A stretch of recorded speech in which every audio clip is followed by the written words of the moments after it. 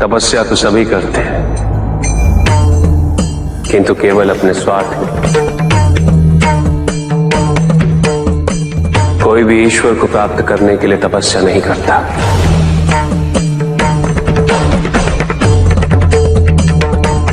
कोई भी तपस्या इसलिए नहीं करता कि उसकी भक्ति उसके आराध्य तक पहुंच जाए। मृत्यु चाहते हो, मुक्ति चाहते हैं, किंतु मृत्यु से मुक्ति प्राप्त नहीं होती। ना ही मृत्यु जीवन का अंत होती। सृष्टि ही जीवन, प्रकाश ही जीवन। और यदि जब हम नेत्र खोले और हमें प्रकाश की अनुभूति ना हो, तो इसका यह अर्थ नहीं कि प्रकाश कहीं नहीं। प्रकाश है। आवश्यकता है तो अपने नेत्र खोलकर अंधकार के परे दे दे। यदि संसार में उन्नति तभी संभव है जब इस संसार में समानता हो, बराबरी। कोई सर्वशक्तिशाली ही नहीं रहेगा तो कोई निर्बल नहीं होगा। यदि कोई बड़ा नहीं होगा तो कोई छोटा ही नहीं रह पाएगा। शक्ति के इस असंतुलन को संतुलित रखना अनिवार्य है, क्योंकि ईर्ष्यापूर्ण प्रवृत्ति व्यक्तिगत होती है।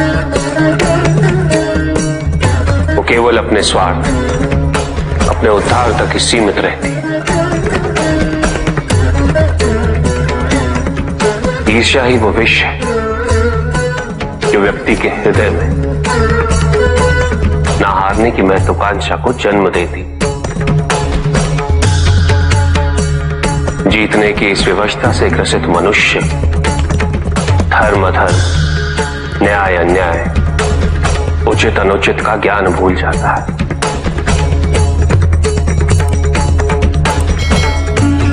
संवेदना, करुणा भूल जाता है।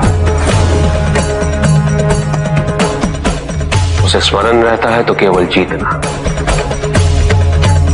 भले ही वो छल कपट के माध्यम से ही क्यों ना हो। एक असुर था, एग्रिप। एक दिन वो ब्रह्मलोक गया।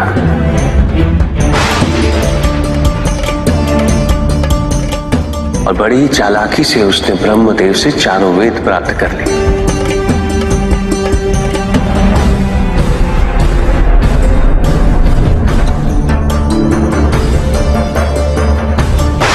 और जाके समुद्र में छुप गया, क्योंकि सारा ज्ञान वेदों में निहित है।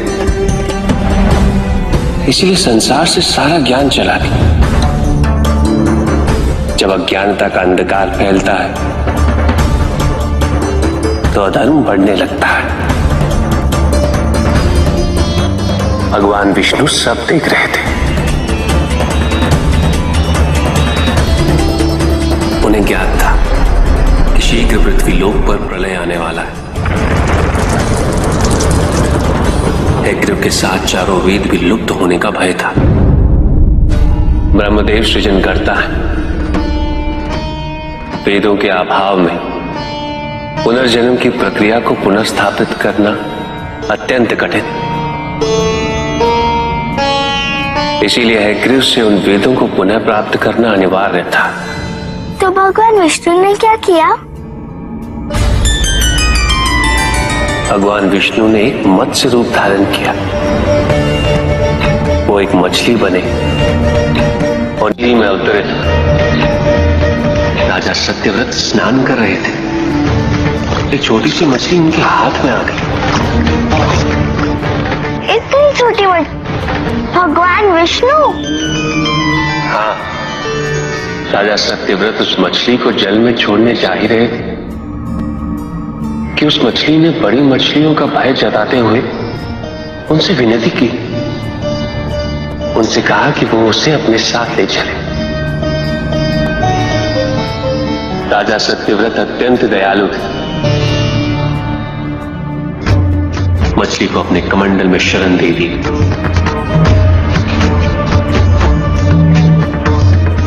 और अपने महल में ले गए। किंतु रात भर में मछली इतनी बड़ी हो गई कि कमंडल में रह पाना उसके लिए संभव ही नहीं था। और उसका बड़ा आकार देखने के पश्चात राजा सत्यव्रत ने उसे कमंडल में से निकालकर एक मटकी में डाल दिया। मटकी में डालने के पश्चात उसका आकार पुनः बड़ा हो गया। तो राजा सत्यव्रत ने उसे मटकी में से निकालकर एक सरोवर में रख दिया।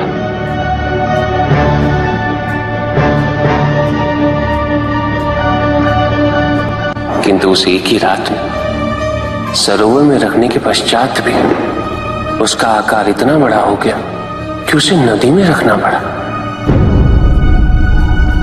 किंतु नदी में रखने के पश्चात भी उसका आकार पुनः बड़ा हो और इतना बड़ा हो गया कि यदि उसे महासागर में नहीं रखा जाता तो उसकी मृत्यु निश्चित थी। राजा सत्यव्रत उसे महासागर की ओर ले गए।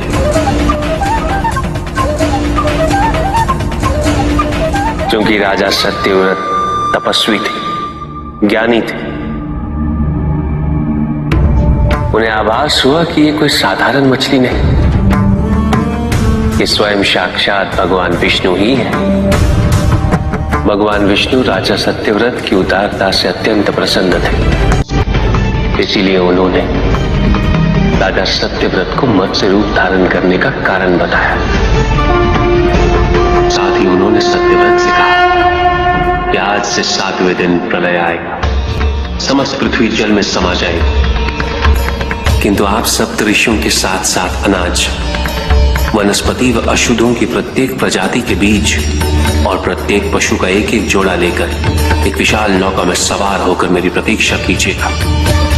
केवल एक ही स्थान ऐसा होगा जिसकी ऊंचाइयों को जल छू नहीं पाएगा। मैं लौटूंगा और आपको वहां लेके चलूंगा। ऐसा कौन सा स्थान था?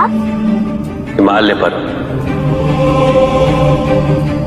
अर्थात तुम्हारी माता के पिता हिमावत।